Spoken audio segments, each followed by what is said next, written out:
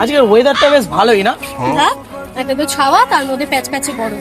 আর হ্যাঁ, আজকে কিন্তু তোকে ড্রেসটা পরে বেশ ভালোই লাগছে। দেখে নিয়েছিস মেয়েটাকে? ভালো করে দেখ।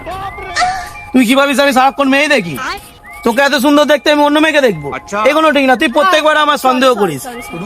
ভাই যাবে, মেয়েটাকে কিন্তু ব্ল্যাক টপ করে দারুণ লাগছে।